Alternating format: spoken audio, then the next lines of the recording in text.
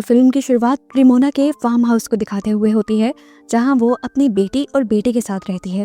रेमोना इस टाइम एक वीडियो देख रही थी, जिससे हमें पता चलता है कि रेमोना और उसके हस्बैंड ने बहुत प्यार से ही ये फार्म हाउस बनाया था और इसकी एक एक चीज को मैनेज किया था। रेमोना ये वीडियो देखकर दुखी थी, क्योंकि उसके हस्बैंड की डेथ हो गई थी एक एक्सीडेंट में, जिस एक्सीडेंट में रेमोना की भी टांगे चली गई थी। इस एक्सीडेंट ने रेमोना को मेंटली भी बिल्कुल तोड़ के रख दिया था, यहाँ तक कि वो अब अपने घर और बच्चों पे भी सही से ध्यान नहीं दे पा रही थी, जिसकी वजह से उसके घर के हालात काफी खराब हो चुके थे। यहाँ तक कि घर का सारा छोटा बड़ा काम टेलर करता था। इसके बावजूद भी रेमोना का बिहेवियर इन लोगों के साथ सख्त रहता था। रेमोना रोज उठते ही बस एक चीज कहती है, गिव मी स्ट्रेंथ। फिर जब वो कमरे से बाहर आती है तो देखती है कि टेलर ने ज्यादातर काम तो कर लिया था, लेकिन घर की बहुत सारी चीजें खत्म हो गई थी। घर में लाइट भी चली गई।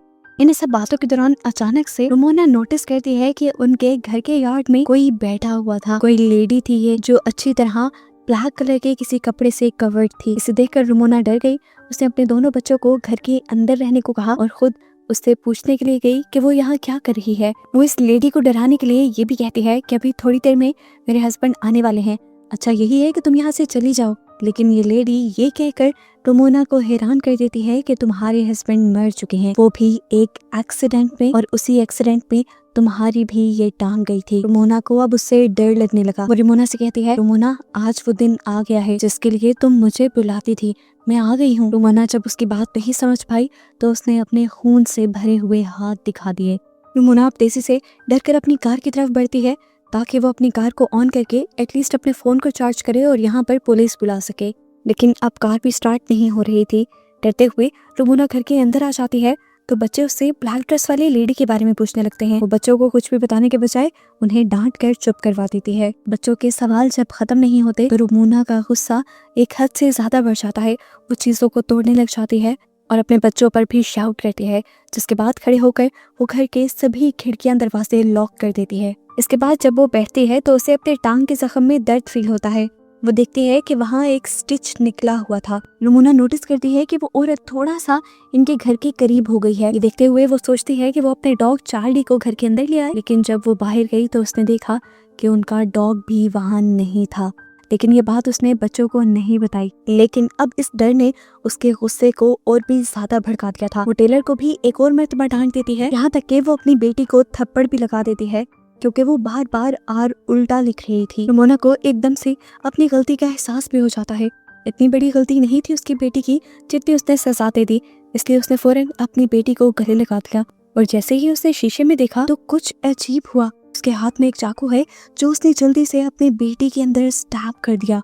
एकदम से वो होश में आई और उसने देखा कि इस टाइम उसकी गोद में एक पिलो था, लेकिन उसने इस पिलो के अंदर चाकू स्टैब किया था। ये उसके पास किस टाइम में आया, उसे किसने पकड़ाया, कुछ याद नहीं। टेलर जब पीछे अपनी मॉम को देखता है तो और भी ज्यादा परेशान हो जाता है।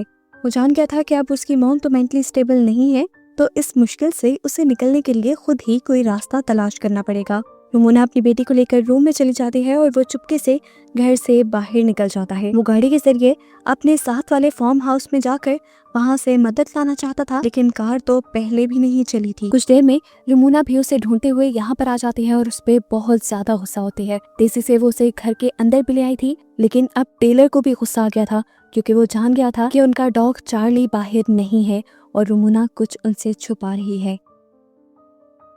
टेलर अब अपनी मॉम से कहता है, आपसे कुछ नहीं होगा, मैं ही इसे हैंडल करूंगा। ये कहकर वो गुस्से में एक रूम में चला गया जहाँ पर उसके डैड की चीजें थी, और यहाँ पर उसने एक गन उठा ली। रेमोना उससे आकर लड़ने लगी, ये क्या कर रहे हो तुम, उसे वापस रखो। और इनकी बहस के दौरान हमने बाहर ब्लैक लेडी को देखा, वो इनके घर के और करीब आ गई थी। अब टेलर गुस्से में गन लेकर बाहर जाता है और इस ब्लैक लेडी के ऊपर गन तान देता है और उससे कहता है, जल्दी से निकल जाओ मेरी प्रॉपर्टी पे से। औरत टेलर से डरती नहीं बल्कि अपना वेल उठाकर कहती है कि तुम्हारी मॉम ने आज तक तुमसे झूठ बोला है।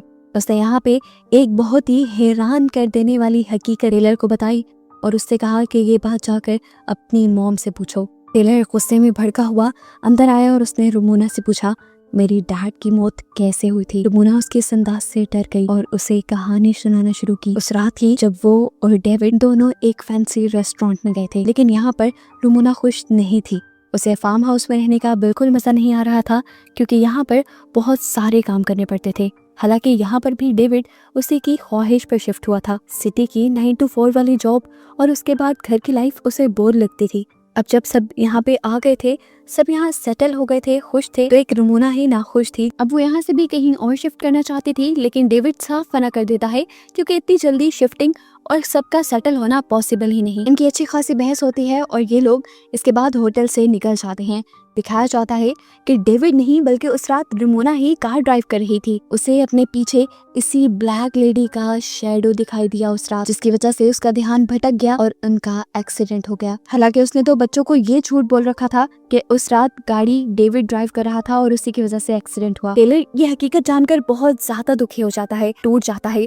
उसके अंदर भी नेगेटिविटी ज्यादा होने लगती है और ऐसे बाहर बैठी हुई लेडी का असर इनके घर पे और ज्यादा होने लग जाता है।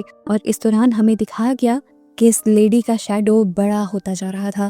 इस औरत के शैडो से बचने के लिए ये सब लोग एटिक में चले जाते हैं, लेकिन एटिक में भी वो ब्लैक लेडी अपने शैडो के जरिए रमोना की छोटी बेटी को अपनी तरफ खींच लेती है। ये लोग उसे पकड़ते भी हैं, लेकिन वो लड़की तेजी से खींची जा रही थी। तब टेलर जल्दी से जाकर उस विंडो को ही ढक देता है, जिसके जरिए वो ब्लैक लेडी रमोना की बेटी को कंट्रोल कर रही थी। और विंडो को कवर करने के बाद उसकी बहन छूट जाती है, लेकिन इसके बाद भी वो एंटिटी खामोश नहीं बैठी थी। वो इनके घर की लाइट्स फ्लिकर करके इनके घर की चीजों को गिराकर इन्हें डराती है और फिर रमोना पर हावी हो जाती है, उसे पोसेस कर लेती है। हावी होते हुए ऐसा सीन दिखाया जाता है जैसे रमोना और ये एंटिटी एक साथ मिल गए हैं। वो एंटिटी अब रमोना की बेटी को गले लगाती है और वो भी गायब हो जाती है।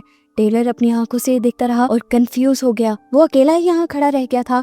उसकी मॉम और बहन को इस एंटिटी ने एकदम से गायब कर दिया था। तभी अचानक पीछे से रमोना अपना लाइटर लिया है यहाँ पर।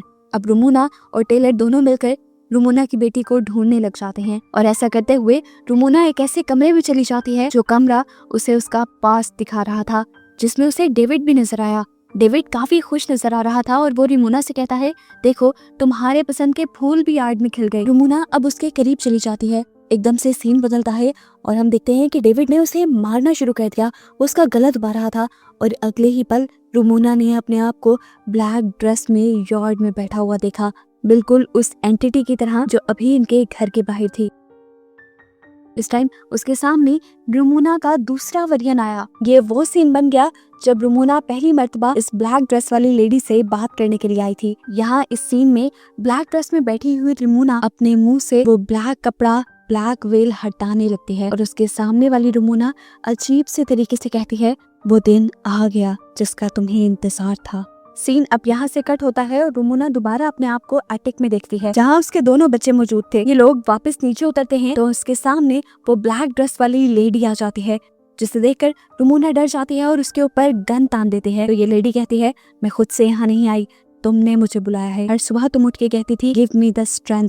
तुम अपने आप को अपनी जिंदगी को खत्म करने के लिए ताकत मांगती थी और अब मैं तुम्हारे पास आ गई हूँ। यहाँ पर रमोना अब इस लेडी के साथ अकेली रह जाती है। लेडी अब रमोना को भड़काती है अपने आप को खत्म करने के लिए। वो उसकी गर्दन के ठीक नीचे बंदूक रख देती है और उसे चलाने को फोर्स करने लग जाती है। और अगले सीन में हम रमोना को सही सलामत उसी रूम से बाहर निकलता हुआ दिखते हैं। बच्चे पूछते हैं कि वो औरत कहाँ गई। रमोना कहती है कि अब वो औरत यहाँ पर नहीं आएगी, मैंने उसे भगा दिया है और मैंने अपने अंदर इतनी हिम्मत पैदा कर भी ली है कि अगर वो अगली मर्तबा यहाँ आ भी गई तो मैं उससे लड़ पाऊंगी। ये लोग अब दोबारा घर के अंदर जाने के लिए पड़ जाते हैं और इसी टाइम पे इनके घर की लाइट भी आ जाती है और इनका गुमा हुआ डॉग भी वापस आ जाता है। घर के अंदर जाने पर हमें एक पेंटिंग दिखाई जाती है जो रमोना ने खुद पेंट की थी और इसी के अंदर वो डार्क लेडी भी थी जिसे हम पूरी मूवी में देखते आए हैं। असल में वो डार्क लेडी रमोना के डार्क थॉट्स थे, उसकी गलत सोचें थी। उसने अपने अंदर की नेगेटिविटी को इतना बढ़ा लिया था कि उसकी नेगेटिविटी ने एक फिजिकल शक्ल ले ली, एक एंटिटी के रूप में उसके और उसकी फैमिली के सामने आ गई। आखिर में जब रमोना उस कमरे से बाहर निकली तो असल में वो अपनी गलत सोचों से, अपनी नेगेटिविटी से बाहर निकल आई थी, जिसकी वजह से वो एंटिटी भी खत्म हो गई और ये लोग भी सेटल हो गए। और बस इन्हीं को दिखाते हुए ये कहानी यहाँ खत्म हो जाती है।